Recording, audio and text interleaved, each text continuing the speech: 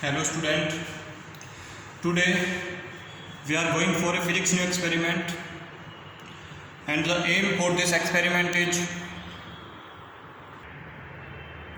to determine the resolving power of a grating, and the apparatus required for this experiment is plane diffraction grating, spectrometer, mercury lamp and reading lens.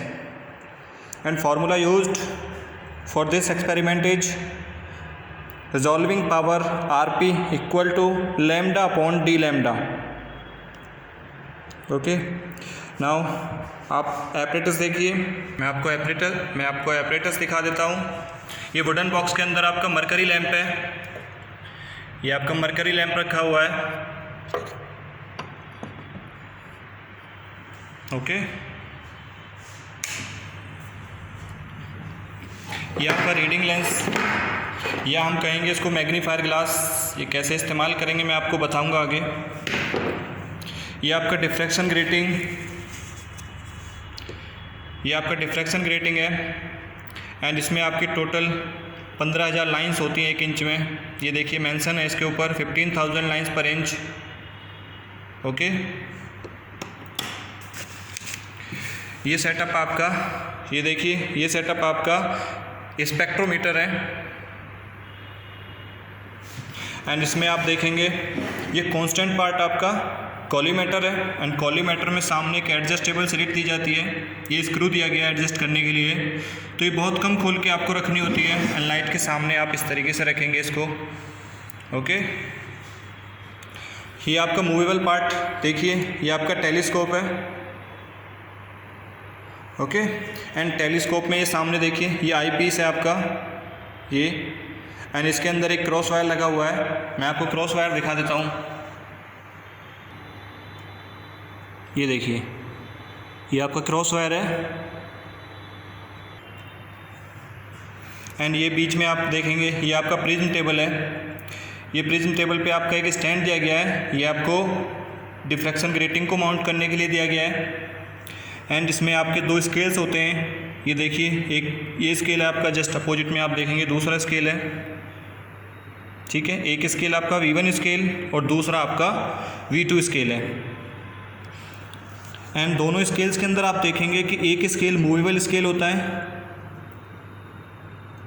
और एक आपका constant scale होता है। आप एक constant scale, दोनों scales के अंदर देखिए आप 2 स्केल हैं, एक कांस्टेंट और एक मूवेबल।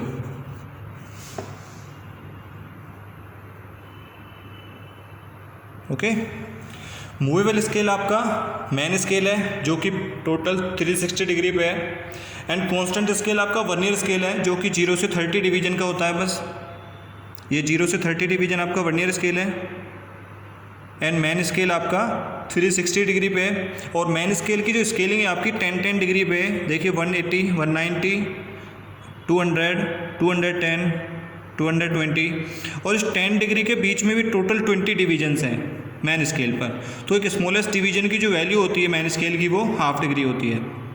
ठीक है, दोनों स्केल्स के अंदर आप देखेंगे।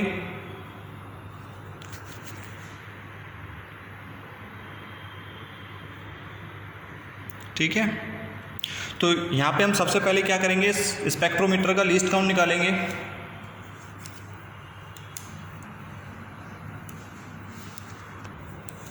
ये स्पेक्ट्रोमीटर का least count equal to the value of smallest division on main scale जो कि आपकी ½ डिग्री है, upon total division on vernier scale जो कि आपके 30 हैं। देन आपका लीस्ट काउंट निकल के आ गया 1/60 डिग्री, या हम इसको कहेंगे 1 मिनट। ओके, ये आपका लीस्ट काउंट निकल के आ गया 1/60 डिग्री।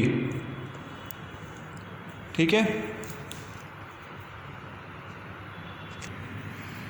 अब मैं इसको एडजस्टेबल स्लिट को लाइट के सामने रख देता हूँ। तो ये देखिए आपको इस तरीके से स्लिट दिखाई देगी। ये वाइट लाइट स्लिट आपको इस तरीके से दिखाई देगी। ओके,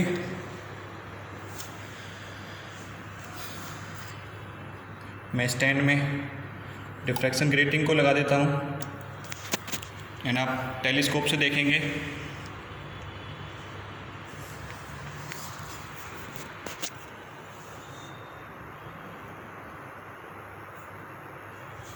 ये देखिए, ये फोकस करके आपको इस तरीके से दिखाई देगी वाइट स्लेट। ओके,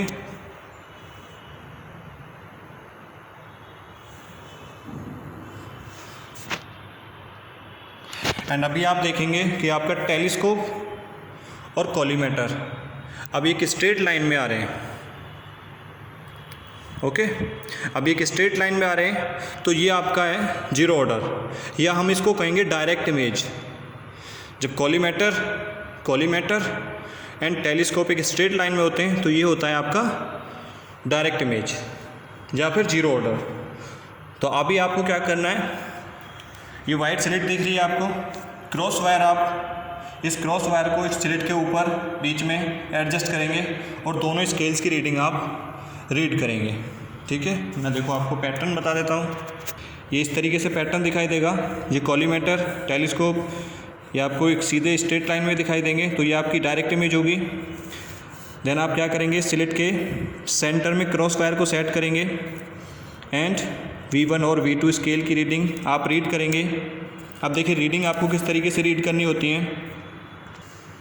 ये आपके स्केल्स हैं, देन आप मैग्नीफायर ग्लास या फिर रीडिंग लेंस से रीडिंग रीड करेंगे। ओके, मैन स्केल की रीडिंग और वर्नियर स्केल की रीडिंग। ठीक है, ये मैग्नीफायर ग्लास से आप रीड करेंगे। अब मैं बता देता हूँ, देखो मैं बता देता हूँ आपको किस तरीके से रीड करनी है। ये आपका देखिए एक स्केल है, V1 स्केल सपोज, ये 0 से 30 डिवीजन पे आपका वर्नियर स्केल एंड जो आपका राउंड शेप में 360 पे है ये आपका मैन स्केल। देन आपको देखो मैन स्केल की रीडिंग आप किस तरीके से रीड करेंगे। वर्नियर स्केल के 0 के सामने जो भी मैन स्केल पर रीडिंग होगी वो आपकी मैन स्केल रीडिंग हो जाएगी।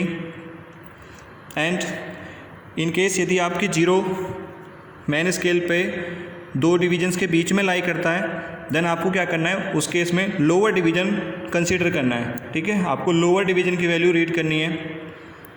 एंड जो डिवीजन 0 से लेकर 30 डिवीजन के बीच में जो भी डिवीजन मैन स्केल डिवीजन के परफेक्टली कोइंसाइड होगा, एक स्ट्रेट लाइन में डिवीजन होगा, वो आपका वर्नियर स्केल का डिवीजन हो जाएगा। ओके, जैसे आप यहाँ पे देखेंगे 0 के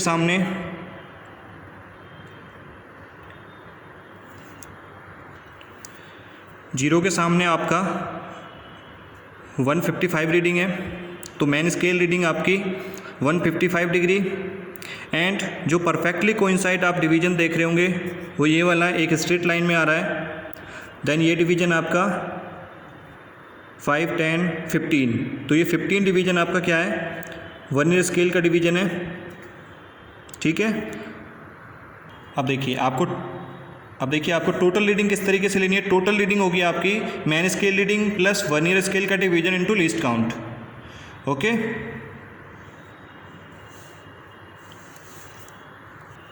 अभी आपने क्या किया है, ये प्रोसीजर केवल एक स्केल के लिए फॉलो किया है, V1 स्केल के लिए। अभी सेम प्रोसीजर आपको V2 स्केल के लिए फॉलो करना है और V2 स्केल की रीडिंग ले लेनी है। ठीक है, देन ये रीडिंग आपकी डायरेक्ट इमेज के लिए हो जाएंगी V1 V2। ओके, ठीक है, ये आपकी डायरेक्ट इमेज के लिए होगी। उसके बाद आपको क्या करना है, इस टेलीस्कोप को या तो राइट साइड में मूव कराएंगे आप या फिर लेफ्ट साइड में। तो आपको क्या दिखाई देगा, ये फर्स्ट ऑर्डर पे स्पेक्ट्रम दिखाई देगा। मैं आपको देखो दिखा देता हूँ, मैं इसको लेफ्ट साइड में मूव कराता हूँ तो ये आपको स्पेक्ट्रम दिखाई देगा। ये देखिए, ये स्पेक्ट्रम दिखाई दे रहा है आपको।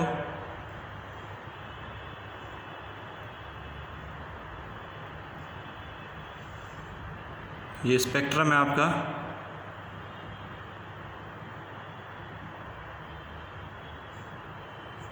ये अभी फर्स्ट ऑर्डर पे है, आप देखेंगे ये अभी फर्स्ट ऑर्डर पे है लेफ्ट साइड में। आप राइट साइड में भी देखेंगे तो राइट साइड में भी दिखेगा फर्स्ट ऑर्डर, सेकंड ऑर्डर। इसी तरीके से लेफ्ट साइड में फर्स्ट ऑर्डर पे भी हम आगे देखेंगे तो आप सेकंड ऑर्डर पे दिखाई देगा ये।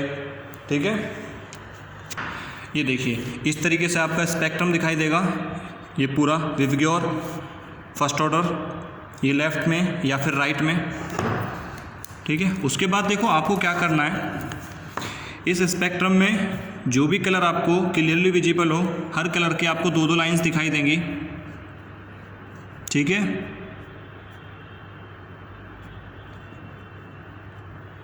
हर कलर के आपको दो दो लाइन दिखाई देंगी। तो आपको देखो क्या करना है, जैसे सपोज मैं येलो कलर को कंसीडर कर लेता हूँ। येलो कलर की आपको दो लाइन दिखाई देंगी। तो आपको क्या करना है, सबसे पहले इस क्रॉस वायर को, ये जो क्रॉस वायर है आपका, इस क्रॉस वायर को फर्स्ट लाइन पे सेट करेंगे और V1 स्केल और V2 स्केल की रीडिंग रीड करेंगे, ठीक है। ये V1 डैश, V2 डैश। उसके बाद आप क्रॉस वायर को सेकंड लाइन पे सेट करेंगे, ठीक है, और V1 डबल डैश और V2 डबल डैश, दोनों स्केल्स की आप रीडिंग रीड करेंगे, V1 स्केल और V2 स्केल की, ठीक है। ये आपका ऑब्जर्वेशन टेबल है, ये आपकी ऑब्जर्वेशन टेबल होगी। देखिए, table for first line, serial number, order of diffraction, colour आप एक से ज़्यादा कलर भी ले सकते हैं आप, जैसे मैंने अभी येलो कलर लिया है, आप एक कलर या फिर एक से ज़्यादा कलर भी ले सकते हैं। Scale V1 V2, image on the left side, direct image, left side की रीडिंग आप यहाँ पे लिखेंगे, main scale, vernier scale, total reading, vernier scale में आप मल्टीप्लाई करेंगे लीस्ट काउंट की, एंड मेन स्केल रीडिंग को ऐड करके टोटल रीडिंग निकाल लेंगे। इसी तरीके से डायरेक्ट इमेज, और आप यहाँ से θ1 कैलकुलेट कर लेंगे, ठीक है। उसके बाद आप दूसरा ऑब्जर्वेशन टेबल बनाएंगे, ये सेकंड लाइन के लिए होगी। ये लेफ़्ट साइड में, सपोज लेफ़्ट साइड की जो इमेज है ये फर्स्ट लाइन के लिए थी रीडिंग, अब सेकंड लाइन के लिए रीडिंग लेनी है। डायरेक्ट इमेज की जो रीडिंग है आपकी वो सेम रीडिंग होगी दोनों टेबल्स के लिए। तो यहाँ पे आप सेकंड लाइन की रीडिंग्स लिखेंगे और θ2 कैलकुलेट करेंगे। देखिए, इस तरीके से कैलकुलेट करना है आपको, ये इस तरीके से कैलकुलेट करना है। Serial number, order of diffraction 1 हो गया। कलर आपने suppose yellow colour, left side की reading, direct image V1 V2, तो डायरेक्ट इमेज आपकी सेकंड लाइन के लिए भी सेम होंगी, V1 V2, और फर्स्ट लाइन के लिए लेफ़्ट साइड की रीडिंग आपकी V1 डैश और V2 डैश होंगी। सेकंड लाइन के लिए आपकी V1 double dash, V2 double dash, ठीक है। ये रीडिंग हो गई आपकी। अब आप क्या करेंगे, फर्स्ट लाइन से θ1 कैलकुलेट करेंगे। θ1 equal to A minus B, ये पहली रीडिंग्स लेफ़्ट साइड से, सपोज A, डायरेक्ट इमेज की B, तो A माइनस B करके आप θ निकालेंगे। तो आप यहाँ पे देखेंगे कि यहाँ पे θ1 जो निकलेंगे वो दो बार निकलेंगे, एक V1 dash minus V1 scale से और एक V2 dash minus V2 scale से, तो दो θ निकल के आएंगे यहाँ पे। इन दोनों का क्या करेंगे, आप मीन ले लेंगे, तो यहाँ से आपका मीन आ जाएगा θ1 का, ओके। इस तरीके से आप क्या करेंगे, अब लाइन 2, सेकेंड लाइन के लिए जो रीडिंग्स हैं उससे θ2 कैलकुलेट करेंगे। तो यहाँ पे भी आपके दो θ2 निकलेंगे, एक V1 double dash minus V1 और एक V2 double dash minus V2। यहाँ से दो θ निकलेंगे आपके, दो θ2, तो इनका क्या करेंगे, आप मीन ले लेंगे, ओके, और यहाँ से θ2 कैलकुलेट कर लेंगे, ठीक है। उसके बाद देखो, आपको फॉर्मूला अप्लाई करना है।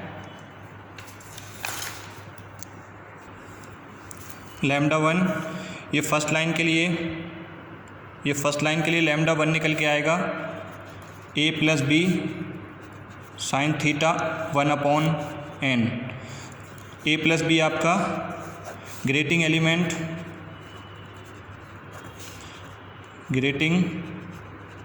एलिमेंट होगा आपका 1 इंच में आपकी 15,000 लाइन्स, देन आपका 2.54 सेंटीमीटर में ये आपकी 15,000 लाइन्स, ओके। तो ये आपका ग्रेटिंग एलिमेंट θ1, ये θ1 आपने यहाँ से जो मीन लिया है θ1 का, यहाँ पे ये वैल्यू पुट करेंगे। n आपका ऑर्डर ऑफ डिफ्रैक्शन है, ये डिफ्रैक्शन का ऑर्डर है। जैसे हमने फर्स्ट ऑर्डर लिया है बस, तो आप n की वैल्यू 1 रखेंगे, ओके। यहाँ से आप क्या करेंगे, फर्स्ट लाइन का वेवलेंथ निकाल लेंगे। उसके बाद आप क्या करेंगे, सेकेंड सेकेंड लाइन के लिए लैम्डा 2 निकालेंगे, A plus B sine theta 2 upon N आपका number of diffraction, A plus B आपका grating element 2.54 upon 15,000, sine theta 2 जो सेकेंड लाइन से थीटा 2 की वैल्यू निकल के आई है, दोनों का डिफरेंस दोनों का मीन लेके वो वैल्यू यहाँ पे रखेंगे आप। देन आप लैम्डा 2 सेकेंड लाइन से इसको कैलकुलेट करेंगे, सेकेंड लाइन के लिए लैम्डा।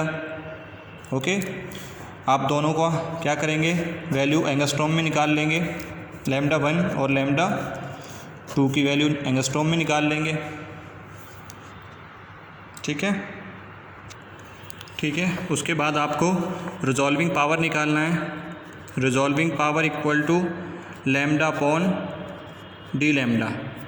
ये जो लैम्डा है आपका, ये mean of lambda 1 and lambda 2 हो जाएगा, एंड डी लैम्डा आपका difference between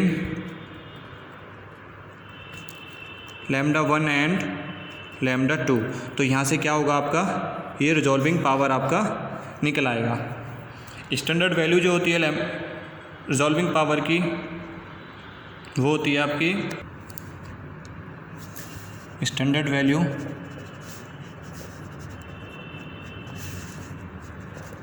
of resolving power for yellow colour. Yellow colour की आपकी रिजॉल्विंग पावर होती है, लैम्डा की रेंज होती है आपकी, जो वेवलेंथ की रेंज होती है वो होती है 5700 से 5900 एंगस्ट्रॉम। तो देन यहाँ पे आपकी रिजॉल्विंग पावर निकल के आएगी, लैम्डा अपॉन डी लैम्डा निकालेंगे तब आप, ये इसका मीन हो गया एंड ये इसका डिफरेंस हो गया। इसका मीन होगा 200 अपॉन इसका डिफरेंस होगा आपका, नहीं सॉरी, मीन होगा आपका 5800 एंड इसका डिफरेंस होगा आपका 200।